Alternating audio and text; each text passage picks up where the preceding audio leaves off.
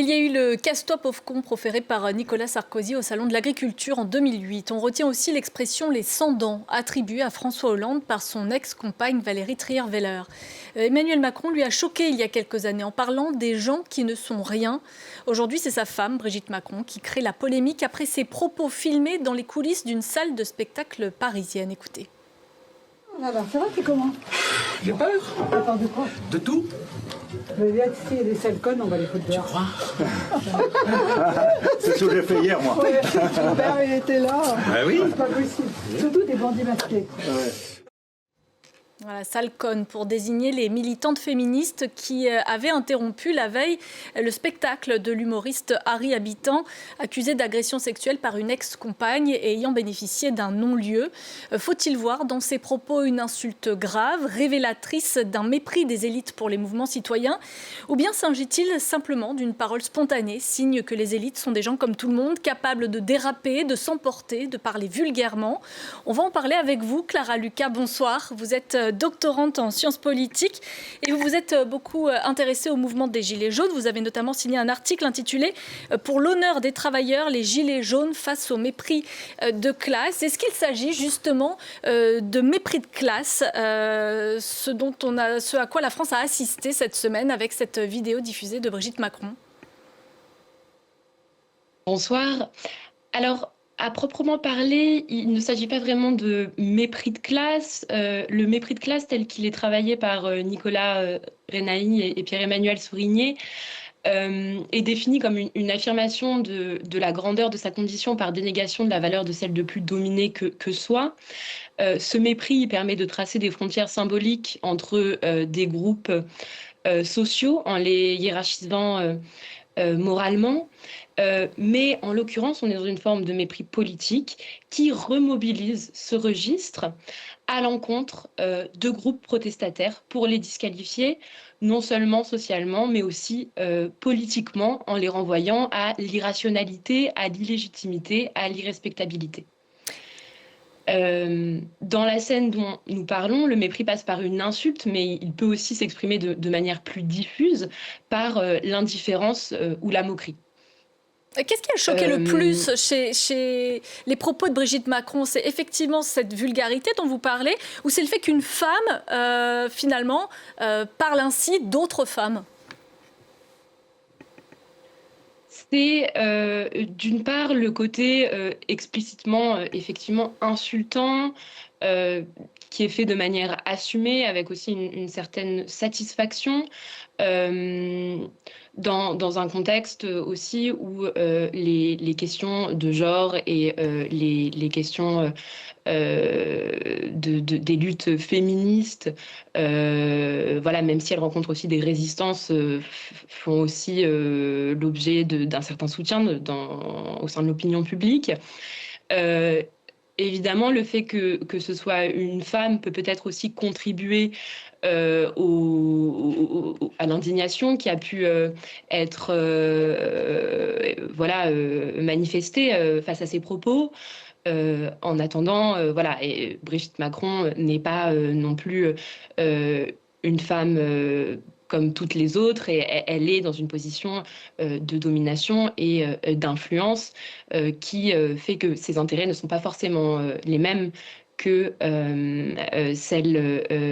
ceux des groupes qu'elle insulte ici dans ce propos. L'Élysée a expliqué que les mots de Brigitte Macron exprimaient une critique de la méthode radicale employée par les manifestantes féministes. Qu'est-ce que vous pensez de cette ligne de défense? Eh bien que, en fait, ça renvoie en fait à l'idée que le mépris est une forme de stratégie défensive et agressive qui peut se mettre en place de la part des dominants lorsqu'ils se sentent menacés, en fait, lorsque les rapports de pouvoir sont critiqués. Et donc, en ce sens, les mouvements qui se montrent plus subversifs, qui adoptent des modes d'action considérés comme radicaux, sont les plus susceptibles de provoquer des réactions de mépris de la sorte. Depuis le déclenchement de cette polémique, les mouvements féministes ont repris l'insulte comme un slogan, et puis beaucoup d'artistes également. Je pense notamment à l'actrice Marion Cotillard, mais il y en a beaucoup d'autres, la chanteuse Angèle, en signe de solidarité. Est-ce que c'est devenu une stratégie classique de retourner l'insulte finalement en sa faveur ? Tout à fait, c'est un mouvement que on retrouve assez fréquemment dans ce genre de cas. Le mépris, d'un certain côté, il peut susciter des formes de honte et donc des formes d'autocensure, mais il peut susciter aussi des formes de résistance, notamment lorsqu'il est partagé collectivement, et l'indignation qu'il suscite devient alors un moteur de mobilisation et de contestation de l'ordre social méprisant.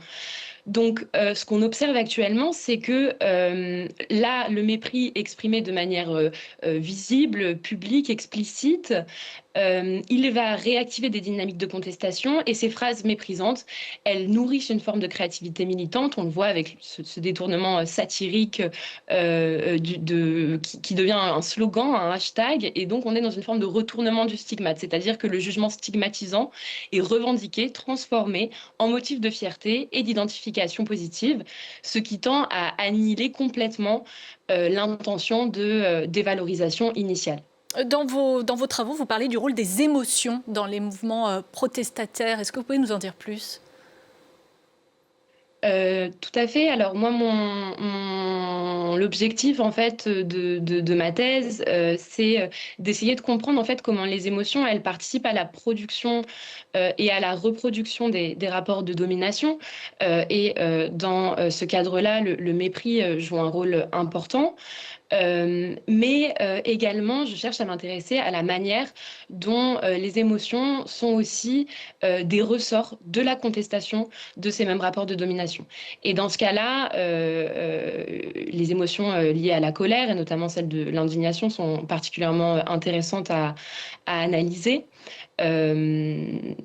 Et voilà, et c'est ce que on peut observer là dans cette séquence actuelle, c'est ce mépris qui en fait se transforme en indignation et au lieu de susciter de la honte, suscite en fait des formes de colère et donc des formes d'action collective. Quel effet ce type d'incident peut avoir sur la confiance des citoyens, en sa classe politique, en ses institutions ? Est-ce que ça peut leur amener à changer de vote tout simplement ?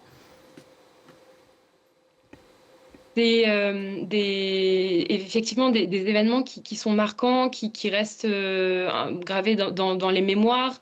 Et tout particulièrement, vous les avez cités, les petites phrases méprisantes d'Emmanuel Macron. On a pu voir aussi quel rôle elles avaient pu jouer au sein du mouvement des Gilets jaunes.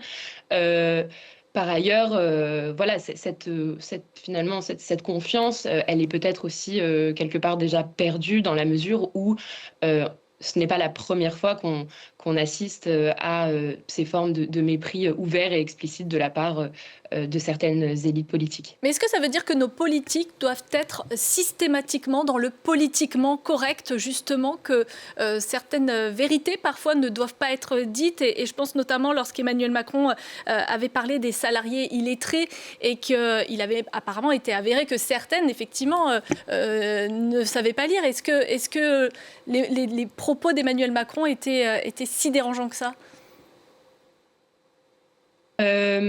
Ils le sont car c'est une forme de désignation d'une catégorie en pointant uniquement des qualités qui seraient absentes chez ces personnes.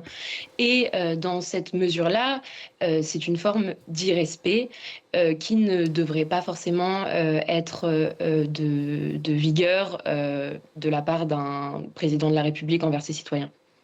Les élites, elles, est-ce qu'elles en ont conscience qu'elles n'ont pas le droit au dérapage ?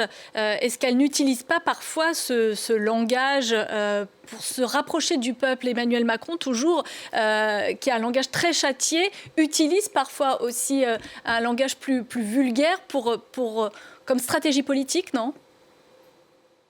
Oui, c'est intéressant et cette stratégie, on pourrait la désigner sous la forme d'une stratégie de condescendance, en fait. Comme si pour se rapprocher du peuple, il fallait de façon artificielle imiter des éléments de langage ou de discours.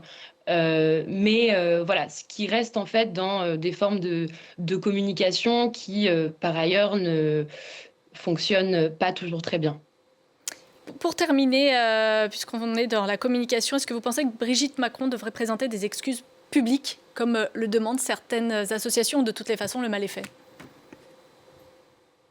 Ce serait déjà à minima une forme de reconnaissance du tort qu'elle a pu causer chez notamment enfin, les victimes de violences sexistes et sexuelles qui ont pu s'identifier aux militantes ainsi insultées. Merci beaucoup Clara Lucas d'avoir répondu à cette question qui fâche, qui a fait couler beaucoup d'encre cette semaine, les propos polémiques de Brigitte Macron. Merci à vous. Restez avec nous dans quelques instants, vous allez retrouver Fatima Tawan pour le Journal de l'Afrique et on se donne rendez-vous juste après.